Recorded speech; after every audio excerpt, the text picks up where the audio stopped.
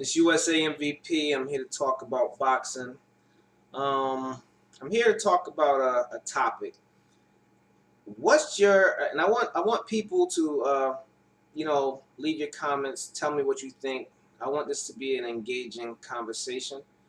What's your first thoughts when the fighter that you like, that you're a fan of, or even a fighter that you don't like, selects an opponent? What's the first thing that crosses your mind? The reason why I'm making this video is because, boxing is a sport that's not like other sports. It's a political sport. It's an entertaining sport where people get emotionally invested in the fighters that they like and the fighters that they dislike. Now, I broke it down into three categories. One is money. Two is style. Three is credentials. Now, the first topic I'm going to talk about is money, the big money fights, and what it does when selecting an opponent. I'm gonna play both angles on this. You got your Floyds, you got your Pacquiao's, you got your De La Hoyas, you got your Tyson, you got your Miguel Cottos. Those are, people who will be remembered not just for what they've done in the ring, but they're celebrities. They're the big money fights that a lot of diehard fans and casual fans, invest their time into and defend them to the grave. Now, when selecting an opponent, you get rebuttals about money.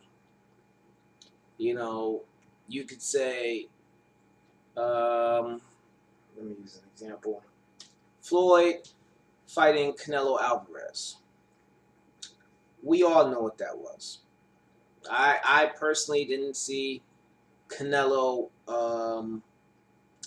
beating Floyd. I thought it would have been a more competitive than what it was, but to me it was a money fight. I didn't really see Canelo fight somebody at that level and then just jump in there and fight Floyd. He didn't show me nothing even with the fighters that he did fight. Not to say that Canelo's not talented, because I know you guys are going to rage all in the comments, but it was a money fight.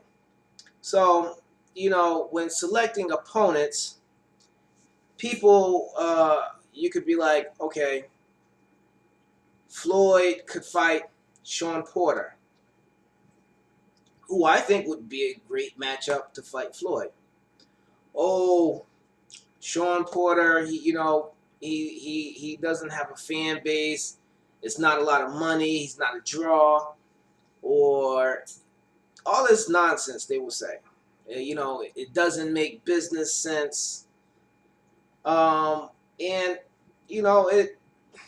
it might be nonsense, but in reality, it is a valid reason. Or it could be work against you, like with the Canelo. I think Porter would have been a more competitive opponent, a more live underdog than Canelo. But Canelo's the big draw. It's going to make big pay-per-view numbers, and they're going to sell the shot of the fight. Then another one, part two. You got style. You got your Rigos, you got your Laras, you got your Russells, you got your Carlos Molina. Now, with those fights, they look at them as, high risk, low reward, and their style is, it could be imminent danger for your fan favorite fighter, the fighter that everybody loves, or the fighter that makes the most money, or the most popular fighter. And it might not just be imminent danger as far as,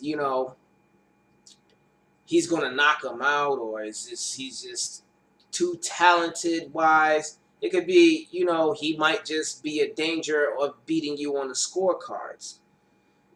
And, that doesn't play in some fighters' favor. You have fighters like Lara, and I personally think, Lara's one of the best at 154. But a lot of fighters would not fight him. Or they'll say, style-wise, he's not a fan-friendly fighter. I've heard people say Carlos Molina, he holds too much. Regan Dow, he runs too much. Bottom line is, they will win. It really shouldn't be about that. But that's been a way over time to avoid a fighter. You got Lara versus Trout. And, they could say the same thing, saying, oh, it was going to be a boring fight because, they're both, tacticians and slick boxers. And I actually really enjoyed Lara versus Trout. A lot of people acted like it was a snoozer, but it wasn't to me personally. And, you have Gary Russell, for example. I just finished watching Dante's video about, with Johnny Gonzalez opting not to fight Gary Russell. Now, they're going to say, I've seen somebody comment on that already too, saying, oh, Gary Russell hasn't fought anybody. Regardless if he hasn't fought anybody to that level of opposition where they're, really known and fan favorite fighters, everyone basically knows that if Gary Russell did have the opportunity to fight Johnny Gonzalez, he would win. It's not even a shadow of a doubt in my mind, and I think most people would agree with me on this. But it was a way. It's a way to avoid him. He hasn't fought anybody. He doesn't have a name. He, whatever other excuses they make. Now, it can be a pro thing, with style as well. Now, I might catch a lot of slack for this. I personally do not think that Khan deserves a Mayweather fight. But what I will say is, style-wise, it can make a competitive match. Maybe I might be wrong. I don't know. I personally feel like, with, Khan, I don't feel like Mayweather is physical enough that he's going to easily beat Khan. Not to say that Mayweather wouldn't win. I still think Mayweather will win, but I don't think it would be easy. I feel like Khan jumps in, jumps out. He's very fast, and it can cause some problems for him. Zab Judah caused some problems for Khan, and Zab Judah has stamina issues later in the fight. Zab Judah caused some issues for Mayweather. I mean, so, and I don't see Mayweather having that punching power, that that natural punching power where he's knocking guys out. But on another hand, that Khan has a glass jaw. But if Khan does not get knocked down or knocked out, I think it could be a competitive match. So that's a issue where you could say, oh, I could fight this guy because of style, and you could sell on it. But do I think Khan deserves it? No.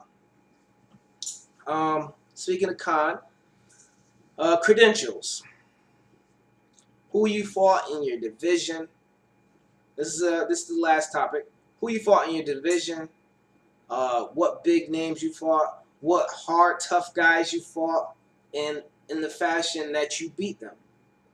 And when you talk about credentials, you have your Andre Wards, your Adonis Stevensons, your Bradleys, your Sergio Martinez.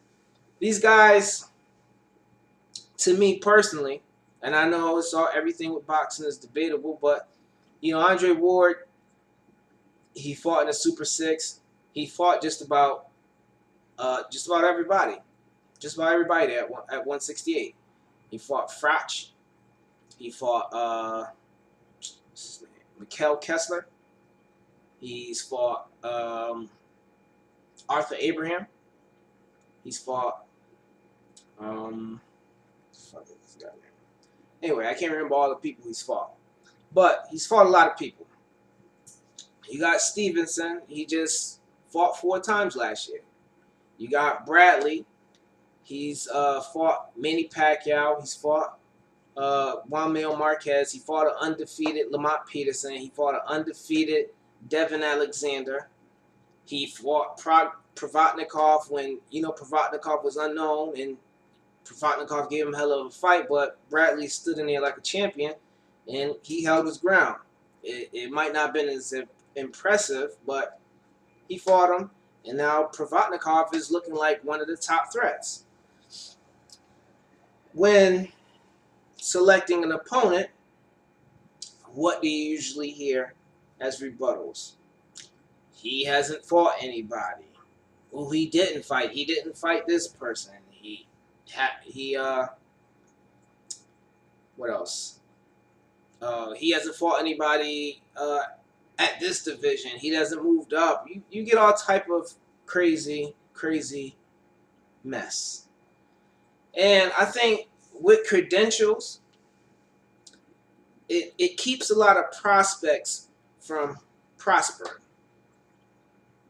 I made a video a while back, and I said that, I think that Demetrius Andrade is one of the best, one of my top 4 at 154.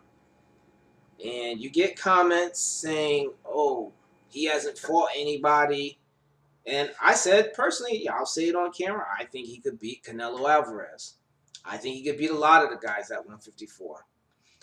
And because he hasn't fought big names, it automatically, you're not a part of the conversation. He shouldn't be a part of this conversation because his resume is not big enough. But sometimes,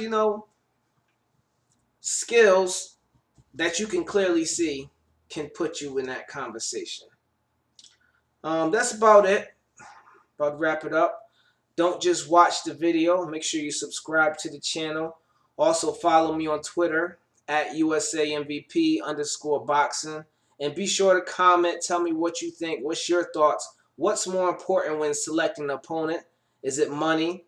Is it style? Or is it credentials? I'm out.